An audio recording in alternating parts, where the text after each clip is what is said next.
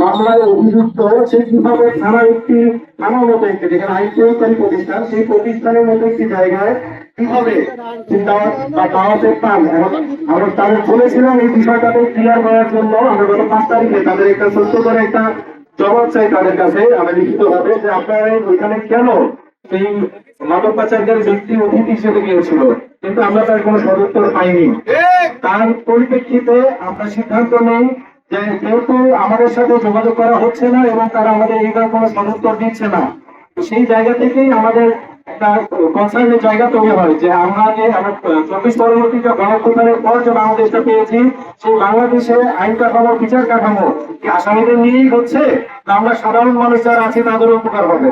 তো সেই জায়গা থেকে আমরা কিছু দাবি মানববন্ধন যেহেতু করেছিলাম, আমাদের উদ্দেশ্য ছিল না মানববন্ধন করা, কিন্তু যখন আমরা তাদের কাছ থেকে কোনো সদুত্তর পাইনি, সন্তোষজনক ব্যাখ্যা পাইনি, তখনই কিন্তু এই আমরা মানববন্ধনের দিকে গিয়েছিলাম। যাই সেই মানববন্ধন থেকে আমরা 5টা দাবি উত্থাপন করছি সম্মিলিত ভাবে। এই দাবিগুলো হচ্ছে, 1 নম্বরে তাকে দালাল মুক্ত করতে হবে এবং এই দালাল মুক্ত করবো এই সিদ্ধান্ত শুধুমাত্র মুখের বুঝি না, বাস্তবে পরিণত করতে হবে।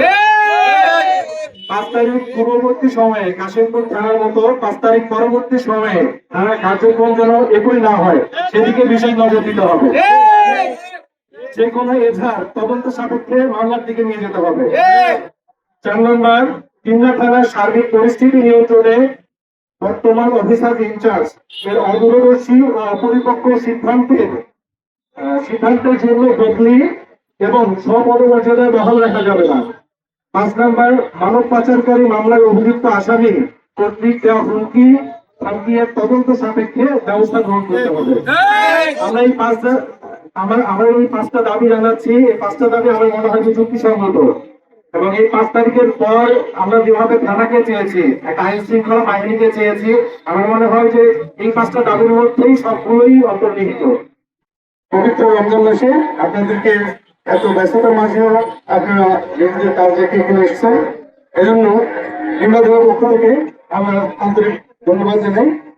পাশাপাশি আজকের এই যে মানববন্ধন, এই মানববন্ধনের পিছনের যে বিষয়টি যেটা শাকিল বলেছেন যে আমাদের সঙ্গে যোগাযোগ করা হয়েছে আমরা পাই, আমি অত্যন্ত দুঃখ প্রকাশ করছি যে আমাদের 3 তারিখ পর আমি আমার পারিবারিক অসুস্থতার কারণে আমাকে দ্রুত যেতে হয়েছে, তারপরে আমি সরকারি মোবাইলটা ছেড়ে গিয়েছি, কারোর সঙ্গে যোগাযোগ করতে পারিনি। তো আজকে যখন আমি আসলাম, আসার পরে যখন বিষয়গুলো সম্পর্কে অবহিত হলাম, তাৎক্ষণিকভাবে আমি যারা এই আন্দোলনের সঙ্গে যৌক্তিক আন্দোলন বিষয়টার সঙ্গে ব্যাখ্যা করলে হয়তো বুঝতে পারবেন। তো আমি একাত্মতা ঘোষণা করছি এই কারণে যে আমাদের গত 3 তারিখে আমাদের প্রতি বছরের মতো, আমার চাকরির বয়স প্রায় 20 বছর, আমরা দেখে আসছি প্রতি বছর যখন রমজান মাস আসে আমাদের গণপরিষের একটা আয়োজন থাকে যে আমরা সবাই মিলে একসঙ্গে বসে একসঙ্গে সন্ধ্যা ইফতার করি। কারণ আমাদের ব্যস্ততার মাঝে আমরা সময় পাই না, তো অন্তত পরে গেলে হয়তো আরো পাবো না, কারণ সবদের ব্যস্ততা থাকবে। এই কারণে আমরা চাচ্ছিলাম যে প্রথমের থেকে যদি আমরা বসে একসঙ্গে ইফতার করি। যেহেতু থানাটা হচ্ছে আমাদের রাস্তার ধারে, এখানে একটা মসজিদ আছে থানার সংলগ্ন এবং থানাটা হচ্ছে সবার জন্য উন্মুক্ত। আপনি জানেন যে কোনো ব্যক্তি চাইলে তার অভিযোগ বা যে কোনো আইন শৃঙ্খলা সম্পর্কে যে কোনো পরামর্শ কিংবা অন্য যে কোনো প্রয়োজনে আপনি ঘরে যেতে পারেন।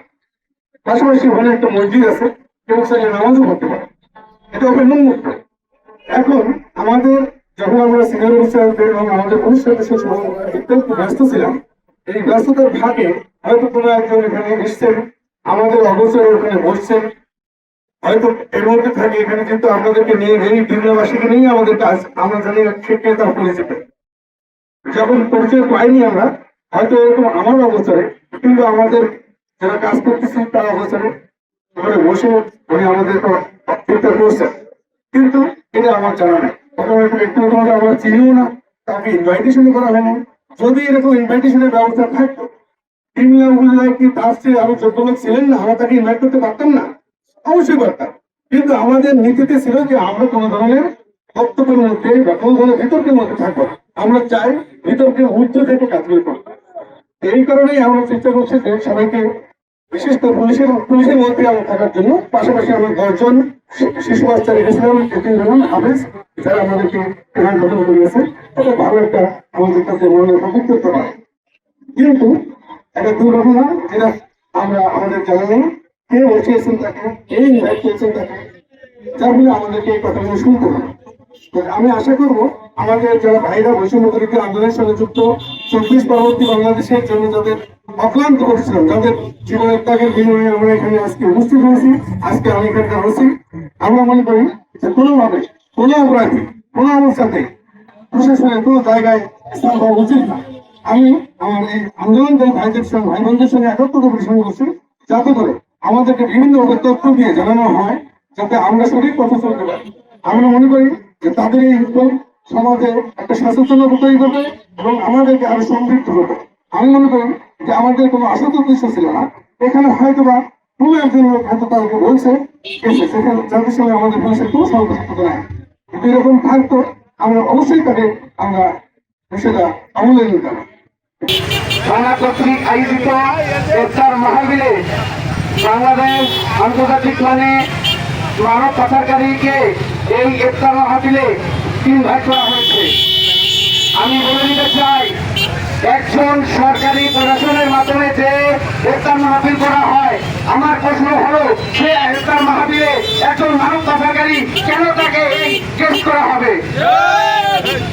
আমি বলে দিতে চাই, এই মানব পাচারকারী শুধু এই বাংলাদেশের একজন জঘন্যতম মানুষ না, সারা বিশ্বের জঘন্যতম মানুষ।